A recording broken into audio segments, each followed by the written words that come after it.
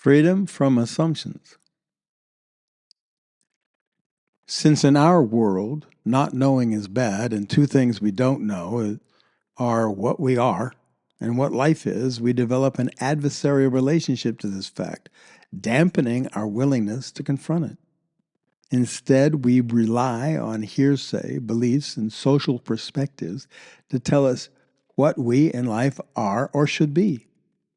As such, many deeply held overlooked assumptions form the foundation of our experience of self and life. One of our more difficult tasks in this work is making a connection between assumptions and the effects these assumptions have on creating the reality in which we live.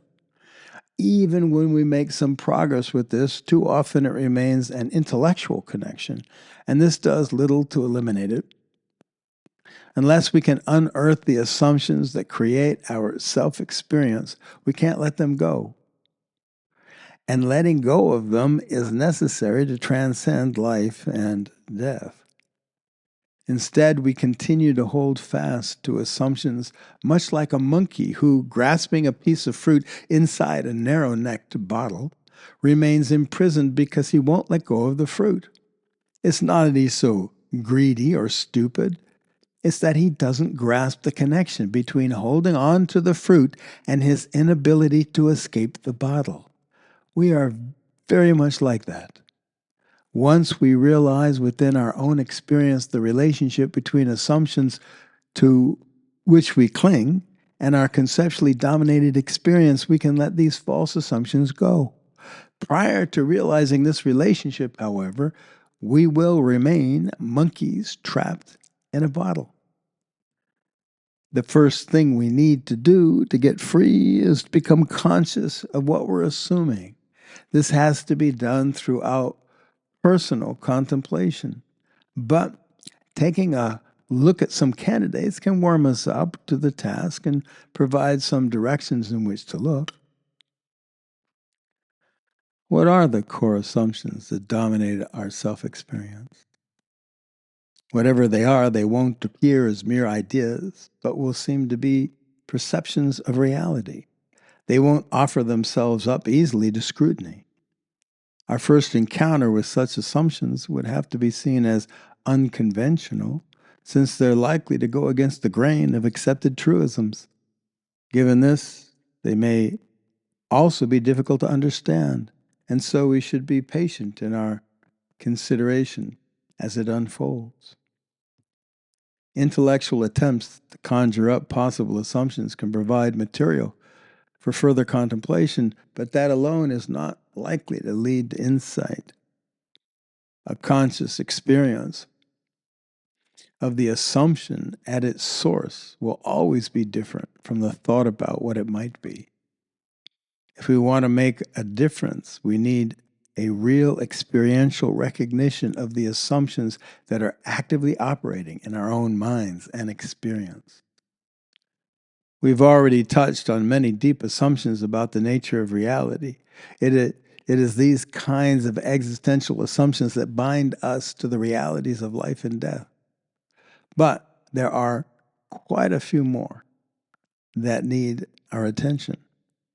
To grasp them as forming our reality, however, we must create an open and contemplative listening as we move through various assumptions. Since they are so foundational to our taken for granted experience, they may well seem abstract or hard to pin down. They usually act in a place of the mind that is not readily accessed. Generally, this depth of thought is only discussed in such environs as philosophy class and is taken seriously only as long as our fascination for interesting ideas lasts. Yet assumptions that are at the root of such conditions as feeling separate and isolated, incomplete and longing for what's missing, being disconnected from the nature of life and death are not merely a matter for metaphysical discussion. They are a serious part of the foundation for our daily thinking and perceptions. We must be willing to discover and confess ideas and beliefs that run contrary to social acceptance. and even contrary to what we may personally want or believe. The only thing it needs to be is true. Whether we like it or not is irrelevant. This doesn't necessarily mean true in an ultimate sense, which itself is difficult to grasp, even though for this work it is essential, but also what is actually occurring, such as something found to be in fact assumed, though we were unaware of this condition and perhaps believed it to be otherwise. It may be that we believe the emperor has clothes, but once it's pointed out that he does not, we mustn't insist that he does, regardless of our fear of disfavor. We can see that personal beliefs can only get in the way. It is the truth we are after.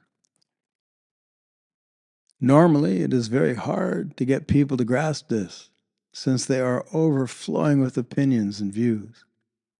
I am guessing, however, that the prospect of death makes it easier to get people's attention, as well as increases their willingness to admit that only the truth will suffice. You can't fuck around with death, and clearly your desires and opinions on the matter are irrelevant. Regardless of any individual assumptions we may dig out, shared assumptions revolve around believing ourselves to be an individual self-awareness, living as an intangible self-object in a private inner world. In simple terms, once we've mistaken ourselves for something not real, shit happens. The particular twists and turns aren't nearly as important as the fact we're trying to survive as this self, and yet this self itself is not real. The true value of a human being can be found in the degree to which he has attained liberation from the self. Albert Einstein. What cements us to a life drama is thinking our self-experience is real and taking ourselves and our drama seriously. Keeping this in mind assists us in not getting lost in the maze through which we may enter as we try to sort out some of these assumptions. The connection between the assumption and its influence on our lives needs to be clearly seen. But like being in a maze, it may be easier to see this connection by backing up far enough to see it as part of a whole pattern. As the story unfolds, the relationship between various beliefs, assumptions, and the experience these produce should begin to become clear. The complexity and obscured nature of this subject requires a much greater depth of contemplation about what's discussed. But we can begin to sort out some of this right now. There are generally two domains of assumptions, existential and social. The overlap between the two is huge. They influence each other a great deal. Existential assumptions form the foundation upon which all social assumptions are built. But social assumptions generate what seems to be existential matters, even though they are not. And the social domain is where we live, creating our experience of self and life. We will first focus on the social work and work our way more and more into the existential. Although we'll briefly look at various possibilities, the real work will continue to rely solely on your own contemplation. To start us off and set us down some groundwork, let's take a look into our core self-experience of being incomplete. Our sense of being incomplete is what generally drives most of our overall life pursuits, even if only in the background.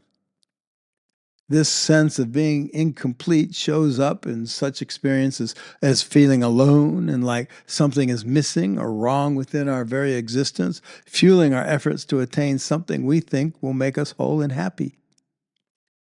Although this chapter deals with the real and important assumptions that keep us running on the wheel and caught in unnecessary suffering, I consider it a rather superficial layer to what we are tackling here. Many readers, however, may see it as a deep subject matter, difficult to understand or transcend, but that might be because it is a new study for them. and the fact that these attachments are strong. Some might be challenging to eliminate, but to transcend our distress about being somehow incomplete, we need to give them up. Although being successful with this work will make a huge difference in our life experience, we are still quite a ways from the deeper assumptions that keep us stuck in life and afraid of death. So after tackling and getting free of these dynamics, in progressing chapters, we will eventually work our way toward how this condition might relate to transcending life and death.